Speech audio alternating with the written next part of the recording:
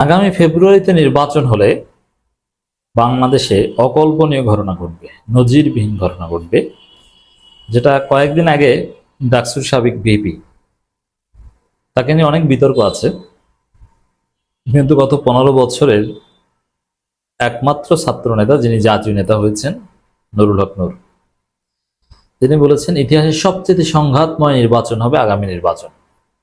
আমি তার ব্যাখ্যায় বলেছি তাহলে নির্বাচনই হবে না, এটা স্থগিত হবে। প্রচার প্রচারণা শুরু হওয়ার পরেই যখন দেখবেন যে সংঘাত শুরু হয়ে গেছে, তখনই নির্বাচন স্থগিত হয়ে জরুরি অবস্থা জারি হবে।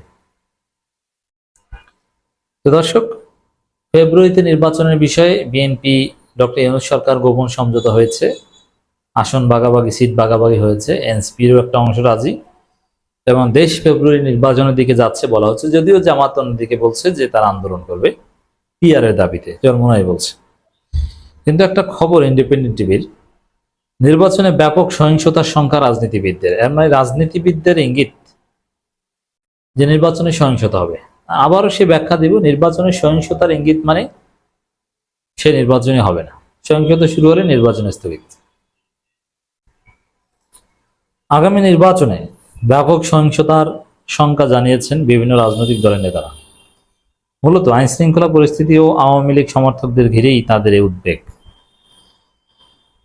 আইন শৃঙ্খলা পরিস্থিতির মুখ্য, আওয়ামী লীগের লোকজন তেমন কিছু করতে পারবে না, আর যদি করেও সেটাও তার জন্য দায়ী থাকবে বিএনপি এবং ইউনূস গোপন সমঝোতা।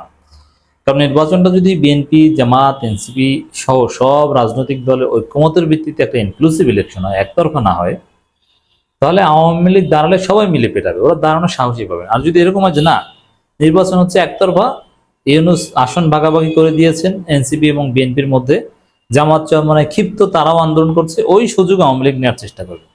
কিন্তু সবার কাছে গ্রহণযোগ্য একটা নির্বাচন, অংশগ্রহণমূলক নির্বাচন যদি হয়, সেখানে আওয়ামী লীগ কোনো সুযোগ নেওয়ার সাহস পাবে না, গ্রাউন্ড পাবে না।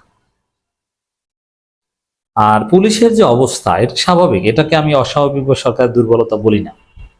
যে পুলিশ গণহত্যাকারী পুলিশ, যে পুলিশ ইতিহাসের নিকৃষ্টতম পুলিশ, বিপ্লবের পর সেই পুলিশকে ঢেলে সাজানো হয়নি, তাদের ড্রেস চেঞ্জ করা, লোগো চেঞ্জ করা থেকে শুরু করে কিছুই করা হয়নি।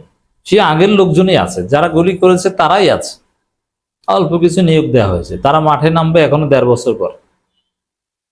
তার মানে সব আগের পুলিশ, হাসিনার পুলিশ। এই পুলিশ এখনো দেদারসে ঘুষ খায়, টাকা ছাড়া এদের কাজ নড়ে না। এরা উপরের বসদের, মানে রাজনীতিবিদদের, দুর্বৃত্তদের ফোনে মামলা নেয় না, চাপ প্রয়োগে এরা তটস্থ হয়।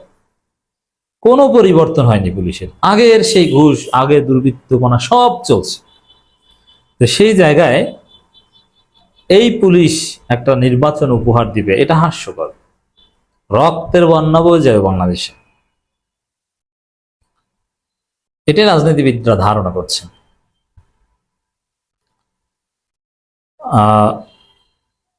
এখানে অনেকে বলছেন যে ঠিক আছে, আমরা নির্বাচন চাই না, কথা কিন্তু জামাত চরমোনাই কেউ বলছেন, তারা বলছে ঠিক আছে ফেব্রুয়ারিতে নির্বাচন হোক, কিন্তু আগে এটা মানতে হবে। কিন্তু বাস্তব কথা হচ্ছে সহিংসতা হয়ে কোনো নির্বাচন চলবে না। একটা লাশ পড়লে আমরা বলবো যে নির্বাচন স্থগিত করেন। অতএব যাতে লাশ না পড়ে, সেজন্য আপনাকে প্রয়োজনীয় সংস্কার করতে হবে, পুলিশকে নিউট্রালাইজ করতে হবে। এই যে বিএনপি ক্ষমতা চলে গেছে, যে হাইট তৈরি করেছে, এটাই তো লেভেল প্লেইং ফিল্ড শেষ। অন্তর্বর্তী সরকার 1 বছরে বিভিন্ন মন্ত্রণালয়ের সাফল্য ব্যর্থতা নিয়ে পর্যালোচনা তুলে ধরে একটি বেসরকারি সংগঠন, এতে যোগদান রাজনীতিবিদ, বিশ্ববিদ্যালয়ের শিক্ষক, সাংবাদিক সহ অনেকে। যারা ফেব্রুয়ারিতে নির্বাচনের পক্ষে, তারাও বলছেন সহিংসতা হবে, তারাও সহিংসতার আশঙ্কা প্রকাশ করছেন। আমাদের কথা একটাই, সহিংসতা হলে সে নির্বাচনী মানে না, নির্বাচন বাতিল। তবে আলোচনা কেন্দ্রবিন্দুতে উঠে আসে আগামী নির্বাচন ঘিরে নানা চ্যালেঞ্জ প্রসঙ্গ।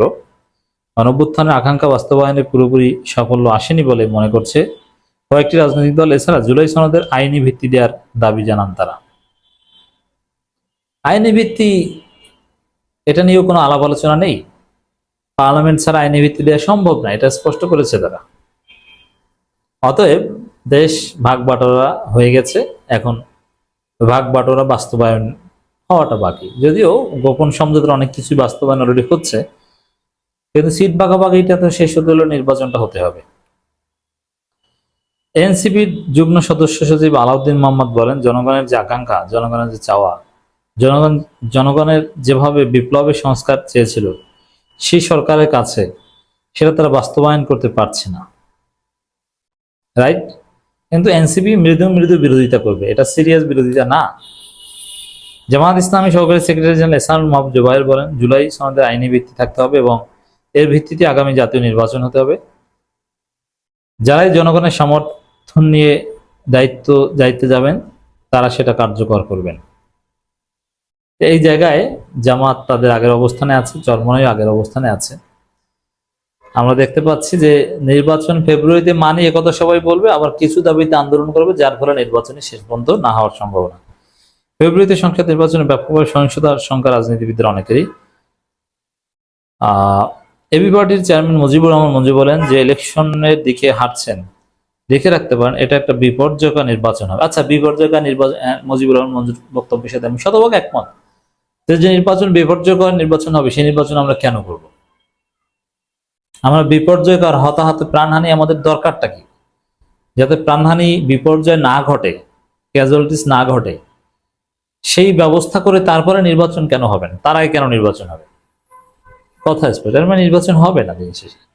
কিন্তু ইউনূসের যদি শুভবুদ্ধির উদয় হয়, এই নির্বাচন বাতিল করে ধীরে ধীরে স্থানীয় সরকার নির্বাচন বা এগুলোর মাধ্যমে আস্তে আস্তে টেস্ট করবে, পুলিশ সংস্কার করবে, সবকিছু সংস্কার করে নির্বাচনের দিকে যাবে। আর যদি ঘাটতারামি করেন তাহলে নির্বাচন বাতিল হবে ঠিকই, কিন্তু কিছু মানুষের প্রাণহানি ঘটবে, সেটা দেখে তারপরে বলবে ভাই আর প্রাণহানি চাই না, নির্বাচন লাগবে না, পরে হবে। তো এইটা যে পার্সেন্টেজের ভোটার আওয়ামী লীগের সাপোর্টার, পরবর্তী নির্বাচনে তাদের ভোটিং বিহেভিয়ার কি হবে?